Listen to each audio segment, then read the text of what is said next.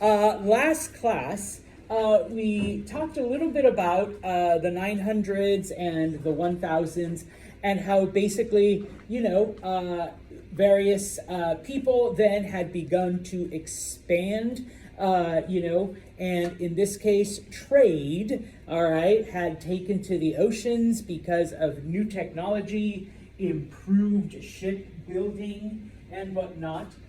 There is one piece of technology you need to be familiar with.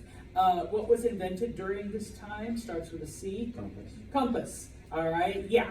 All right. That completely helped navigation tremendously. People now could, tell north from south and all of that, and it helped not only with navigation but also with more accurate map making. And so, because of this, people then were able to embark on journeys that took them much farther. All right.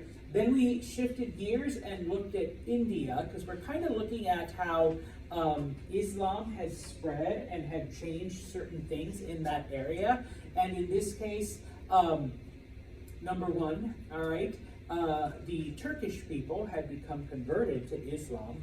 And number two, those Muslim Turks had invaded parts of India and brought at least the northern part of India under their control. And even though they were Muslim and even though they were Turks, they adopted and implemented a lot of the things that were already in India. Specifically, they maintained the caste system, all right, the various divisions, okay? Now we're going to talk about China and some of the things that were going on there during the same period of time, okay? Once again, those of you that had me last semester, we stopped short of where we had to reach. But if we had made it, in 907 CE, there was a kingdom known as the Tang Dynasty, and that's the one that had lasted for a couple hundred years. It begins to split up, okay, into various kingdoms until about 50 years later, in 960. I'm not even going to try to pronounce the family name. I'm just going to go with Chao. He reunifies China. He brings everything together, and he is a part of the Song Dynasty. Okay. Now, just as a quick review, remember China for a couple thousand years now operated under the concept of the mandate of heaven, where a particular family, all right, is chosen to rule, and them and their descendants are in charge of China. Because they were chosen by the heavens, by the gods, then it is their responsibility to be good, to be honest, to help the people. And it was this cycle because after a while, the government, the family would become corrupt, and there would be crime, and people knew this because there would be natural disasters, and that was like, the heavens showing their disapproval. And so in this case, the Tang Dynasty just kind of fell apart. Well, then the mandate passes on to a new family, to the Song Dynasty. In this case, they bring China together, and China is prosperous again. And so the Song family rules China for the next 300 years. They don't actually lose China until the Mongols invade. All right, so we will be talking about the Mongolians and whatnot. Okay, during the Song Dynasty, okay, China is basically an agrarian country. It's a very strong, pretty much everyone's a farmer, but there are years of plenty, okay? There's all kinds of food surpluses, all right? One of the things that helps, though, is the discovery of iron in China. By now, it's been a thing in Europe and whatnot, but with the discovery of iron in China, the Chinese are able to build the iron plow as opposed to the metal before that had been used was bronze.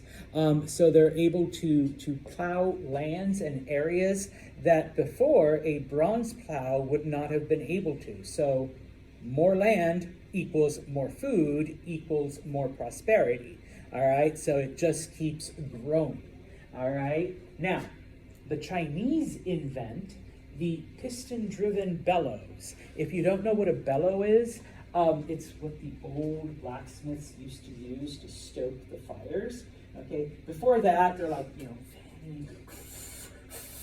Okay, but now with the bellows, all right, they're able to get the fires super hot, and so they're able to process more and more iron.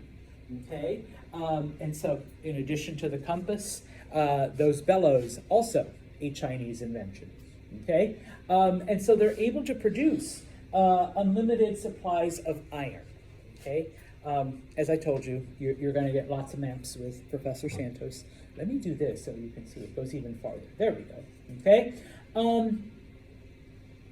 When we started, if you took History 101, remember that China starts off as just these little societies along the rivers, and over time it keeps growing and growing and growing. And so under the Song, we begin to see how now China is beginning to take the form that most of us think of when we think of China. Okay, and so they've basically controlled most of what today, is considered, central and southern China. All right, and of course, because of the iron and because of the crops and because of, the surplus that they had, we see the rise of various cities. Okay, we see the building of roads, and one of the things that the Chinese continue doing that previous Chinese dynasties had done was building canals to take water to the areas that, what's the point of plowing these new areas if you don't have easy access to water? But also, many of them used it as various forms of transportation. Okay, now, a couple of other things that the Chinese invent besides the compass and besides the bellows. Okay, at some point, someone in China figured out that if you take saltpeter, mix it with a little bit of sulfur, and add some charcoal, you get this nice powder that goes boom when you put fire on it. Okay, they invented gunpowder. All right, now, originally, it was only for pyrotechnics and entertainment value, okay, type of thing. Eventually, though, leave it to humans, all right, and no offense, especially Europeans, to weaponize it, okay? They realize that, yes, we can make the boom go a lot bigger, if we put like a lead ball in front of it and make an explosion, that lead ball can then be propelled towards someone else, all right? But the Chinese do make different types of incendiary devices. Not to say that they didn't use it as a weapon, but it was primarily just to light things on fire, and use it in a more productive manner. It was Europeans that then were able to change it into guns and, use it that way, okay? In addition to this, Chinese are still producing all kinds of porcelains and silks and jewelry. They're still trading along the Silk Road. Their products are going to Europe. And of course, now that we have increased ship travel, their products are being sent via the ocean. Okay? And so,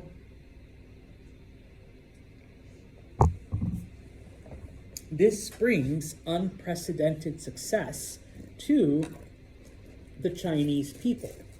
Okay? Now, we are at a point in history where, people are no longer, people are still maybe using the barter system, but for the most part, people are using currency, okay?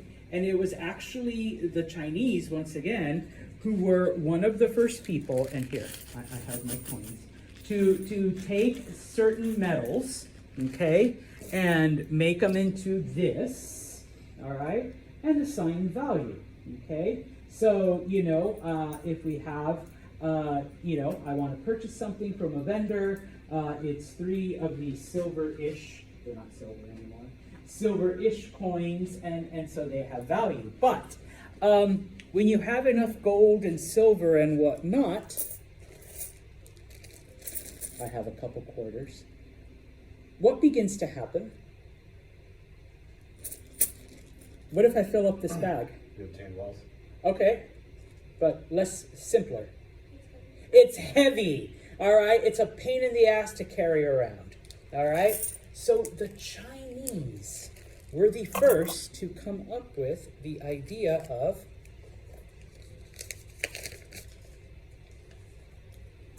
I can either have $10 worth of quarters or just this, okay? Now, let's get philosophical here. How much is this worth? How much is it really worth? 3 loaves of bread. I mean, it's just a green piece of paper with some pretty pictures on it. All right? Yeah. And so the first time people were like, what the fuck? It's just a piece of paper with a house and a face on it. I want gold. I want silver. I want my coins. All right? But the Chinese were like, okay, but what if you're able to just use this, and then at the end of the day, go to these places where you can say, can I have this but in gold? Okay? And then, okay, sure. All right? Yeah. I don't mind keeping the gold at my house, but if I'm going to walk around and have to buy things, then this, okay, paper money. Honestly, seriously, I mean, okay, I need to bring them in because I have a couple in my office. All right.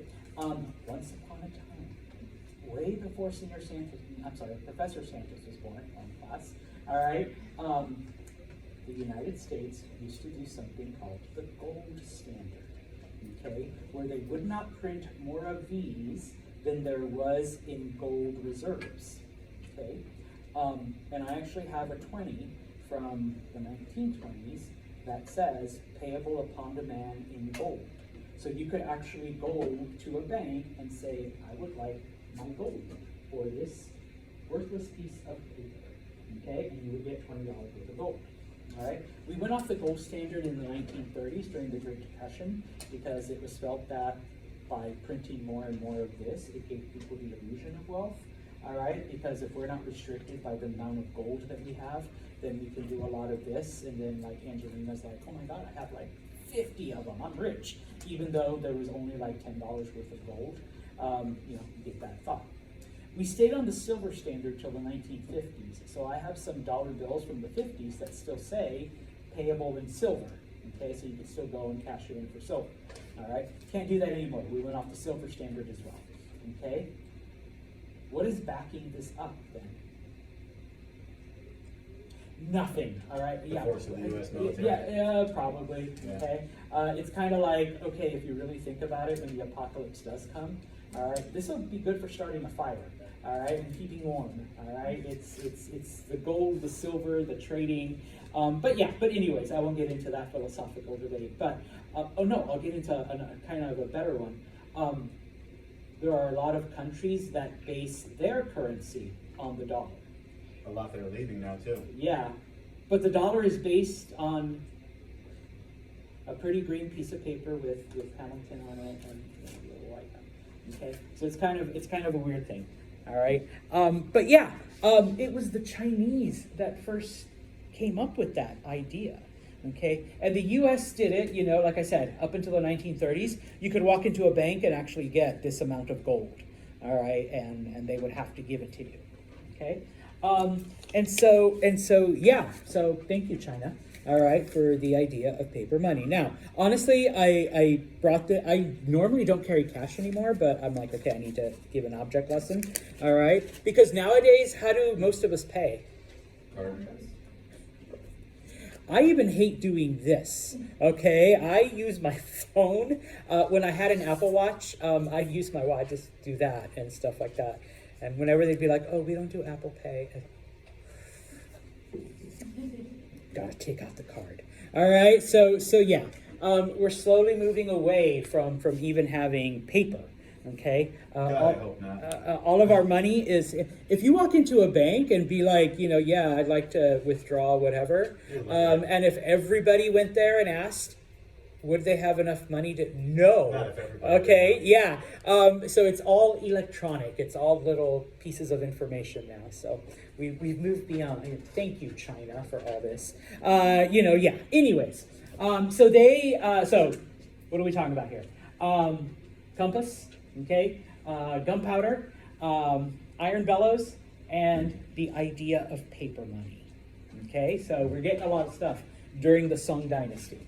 Okay, now the other thing, okay, because the government was so successful, because the country was so successful, and people wanted like a cut of what was happening, government jobs became like the thing.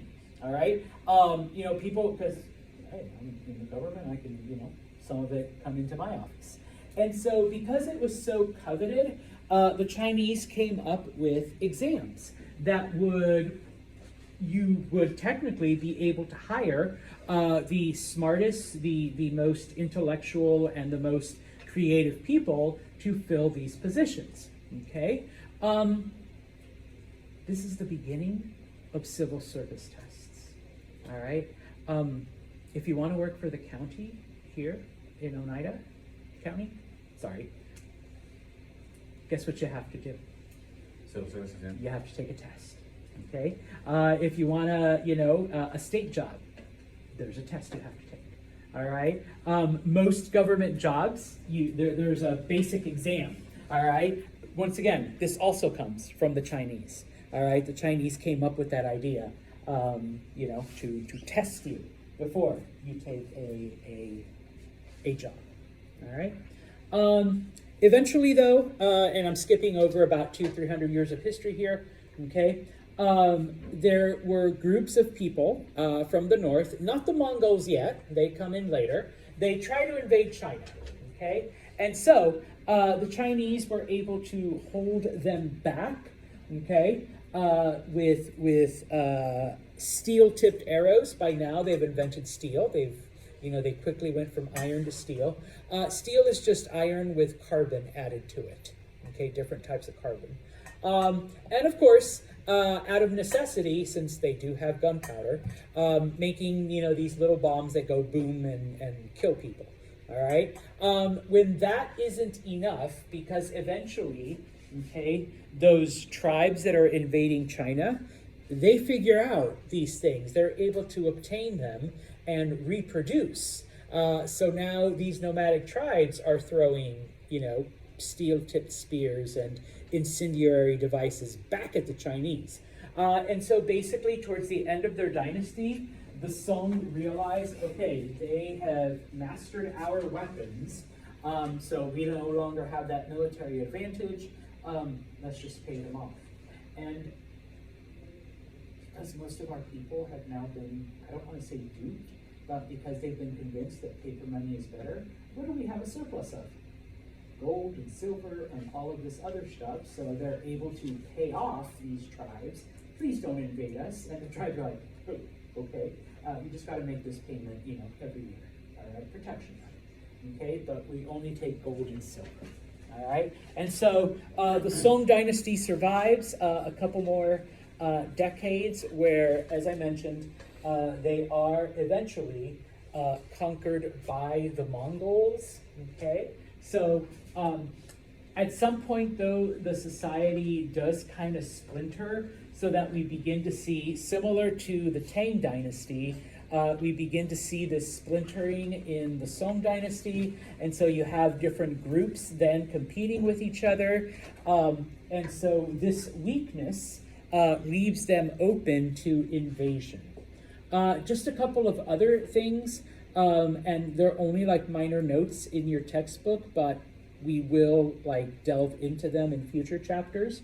Okay, people in Japan see, the pardon my Japanese, the shit show that is going on in China and how society's falling apart, and so they basically stay away. They end any negotiation and trade with them. Around the 1300s is when we first see the appearance of the samurai class in Japan, and I believe it's in 2 chapters. We will look at Japanese society and the samurai and the feudal system that is there, okay? in Southeast Asia, modern day Vietnam, Cambodia, Laos, and whatnot. We see various influences, various religions, various cultures from the different groups that are coming through, okay, either through migration or through trade, because there are areas there where people stop off, okay. Probably the two most influential groups are, if you recall, the Vedics. They're from India. They're bringing, Hindu culture and whatnot. And then, of course, Buddhists are also from India, and they're bringing Buddhist culture, all right? And this is how we see, once again, I've talked about it in my History 101 class before. Even though Buddhism started in India, it is not the dominant religion there. Buddhism is much more dominant in other Asian areas like China, Japan, Southeast Asia. Well, this is where we see its first introduction, all right? And it becomes, a fixture of Southeast Asian culture, all right? And so, once again, just the map, okay, of those areas and the influence. And it does eventually divide up into different kingdoms, whether it's, Buddhist or Hindu, and then eventually you do get Muslim influence in those areas. All right? Now, let's shift gears completely and look at Europe. All right? Now, once again, because I did have to skip over some stuff, just so you're aware, okay? After the fall of the Roman Empire, we see the invasion, the entry of various Germanic tribes into those areas, okay? There is one group that settles in Central Europe, and they are known as the Franks, okay? Guess what country they kind of sort of eventually become? Germany.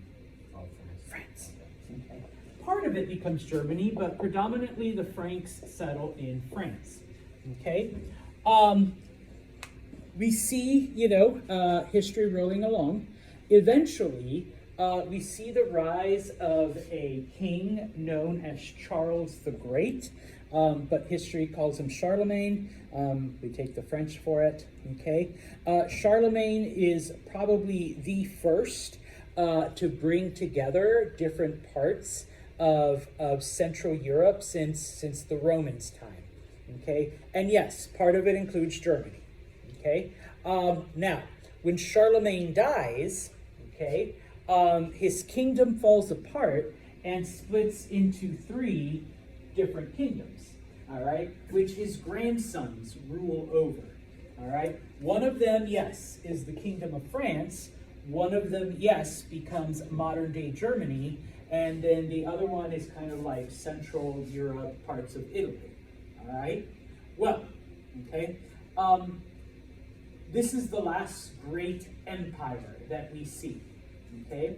With the collapse of Charlemagne and his empire, okay, there's no strong central power in Western Europe, okay?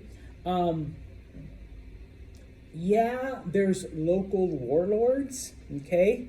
There's local, people that have their castle and they control a certain area, but there is no central government. There is no central control, or at least not a strong one.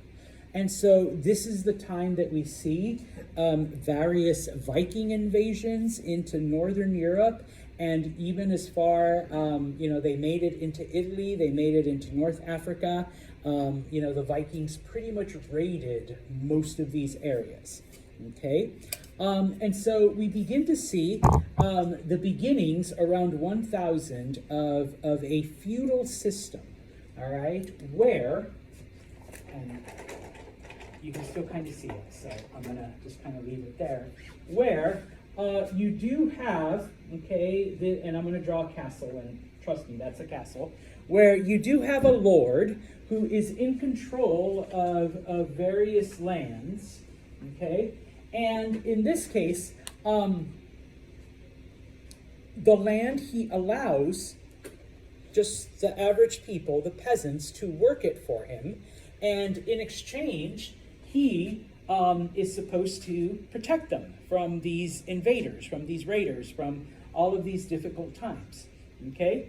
In this case, then, all right, that is the agreement. That is, and so when the king needs you, not when the king, when the Lord needs you, all right, you're able to help him out. And when you have these invaders, then he's supposed to provide that defense. And basically, he's in charge of everything.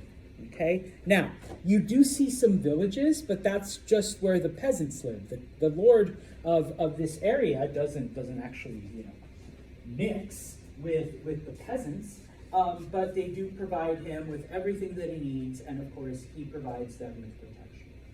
Okay. Now, in the village, we do see some very limited manufacturing, but you have to remember that Europe during this time did in fact, kind of take a shift backwards. All right, so we do have, kind of a primitive structure. All right, little by little, okay, some of these peasants not wanting to be under the domain, under the control, because obviously, there's no guarantee that this warlord is fair or just or gives you everything that you need. So we do see migration of peasants into Eastern Europe, okay, where these peasants are able to live a life of hunting, where they can, kind of be themselves and not be under the control of these warlords. But at the same time, okay, we do begin to see then the expansion of feudalism into Western Europe, okay? Now, this basically then just shows not only the migration of these different groups, but some of the early cities, and even though, okay, France did exist as a country, okay, most of Europe, okay, is just these little collections of kingdoms and dukedoms and fiefdoms, and where we get the names for things, okay, if the lord in your area was a count, okay, he ruled over a county, okay, that's where we get the term today, all right, type of thing. And so, different lords owed their allegiance and ruled over different parts of land, right? And of course, you had a few cities, but for the most part, okay, I like to describe medieval Europe as The Last of Us, but without the zombies, okay? Yeah, there were like individual communities that had certain rulers, but once you left the protection of the walls and the protection of the area, you were on your own, and then you entered somebody else's realm, somebody else's domain, okay, and then you were under their protection or not, type of thing, okay? So that's Western Europe. Going into Eastern Europe, all right, during this time, we see the early foundations of what would eventually become Russia. Okay, now, when you get to Eastern Europe, when you get especially to the part that would eventually become Russia, they tried to model themselves after the Byzantines, after the Byzantine Empire. I promise I'll come back. Remember, the Byzantine Empire is what's left over of the Roman Empire. It's the eastern part after Rome fell, okay? One of the advantages that this part of Russia had during this time is that, obviously not the ocean routes, but some of the overland routes between Asia and Europe, those Russian cities were right smack in the middle, so they became very important areas of trade. The original capital, it's kind of ironic now because it's modern day Ukraine, but the original capital of this early Russia was in Kiev, all right? And when it was built to resemble a mini Constantinople, all right? This is how fascinated the early Russians were with Byzantine culture, that they basically based it off of that, okay? And of course, they do adopt Christianity, but they adopt Eastern Christianity, okay?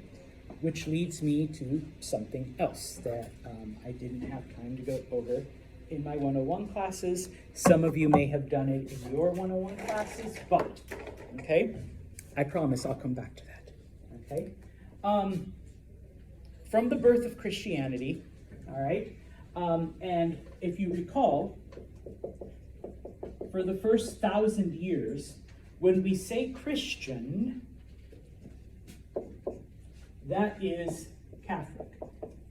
All right? Catholicism was the only game in town. All right? If you were a Christian, you were Catholic. If you were Catholic, you were Christian. All right? That's pretty much it. A couple of exceptions, but that was basically it. Okay? When the Roman Empire separated, we do see a slight separation within the church, but nothing yet. All right? Until we get to the 1000s. Okay? In 1054, we have something called the Great Schism. Because the Bishop of Rome felt that he was in charge of all of Christianity, okay, and that what he said should be law and rule and whatever, okay?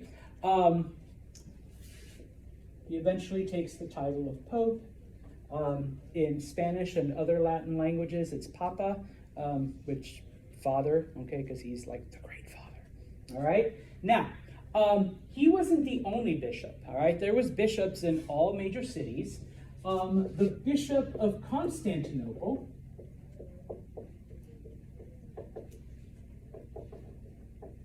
felt he was just as important and just as,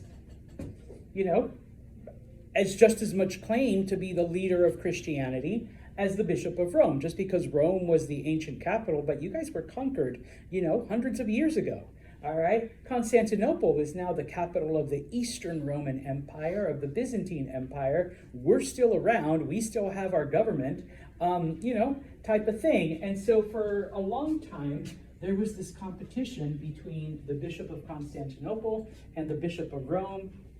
He was called the Pope, whereas the Bishop of Constantinople took on the title of Patriarch, which also means father anyways, all right? In 1054, okay, the Bishop of Rome insults the Bishop of Constantinople, and the Bishop of Constantinople insults the Bishop of Rome, and they both refuse to apologize, and they both refuse to forgive each other, and so the Bishop of Rome, the Pope, excommunicates everyone who follows the Patriarch. And so the Patriarch excommunicates everyone who follows the Pope. And so this is our first division in Christianity. Okay? So where's my erase? So 1054, the Great Schism. All right, we have this separation between, and we get the first two big branches of Christianity. The Catholic Church and the Eastern Orthodox Church. Okay. Later on, which is part of this, not this chapter, but this class, we will discuss a further separation in Catholicism. There's a lot. Yes, okay, but the Reformation is the big one, where Protestantism, so those of you who are, Lutheran, Methodist, Baptist, anything else like that, that's not Catholic, that's where it all comes from. But this is the first division, okay? The Great Schism, where we get the Catholic Church in the West and the Orthodox Church in the East. All right? And so, Russia adopts Eastern Christianity. They adopt the Eastern Orthodox Church. Okay? So Russians aren't Catholic, Russians are Orthodox. Okay? Just as an FYI, and this happened back in 2012, the Pope and the Patriarch forgave each other finally after over 1,000 years. I know, yay! Are they one church now? No, come on, after 1,000 years. They're not even the same people that had. Yeah. So at least they've forgiven each other. The fight is over. But yeah, no, they're never going to. Okay. So now, because there is no central government, okay, after the fall of Charlemagne, in most of Western Europe, okay, Christianity, okay, Catholicism is the one thing that no matter which feudal lord, no matter which count or duke or prince or whatever is in charge of your area, Catholicism is the one unifying factor of all the people. Okay? And yes, I will criticize the Catholic Church for a lot of things, but we have to give the props here. Yes, it did maintain a sense of unity amongst the people during the Middle Ages for hundreds of years, number one. Number two, probably not the best way to do it, but they did preserve all of the knowledge and learning that had been acquired during the Roman Empire and for thousands of years before.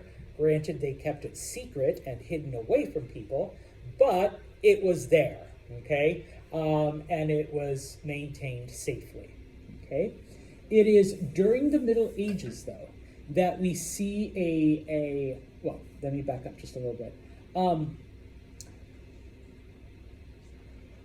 During Roman times and after the fall of Rome and the early Middle Ages, most of all of this is centered around monasteries, because like I said, the Catholic Church was there, but it kept everything hidden away, okay?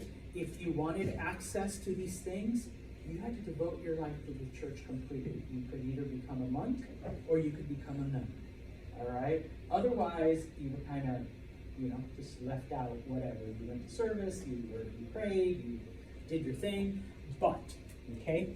Around 1200, though, all right at the height, kind of towards the end of the Middle Ages, okay?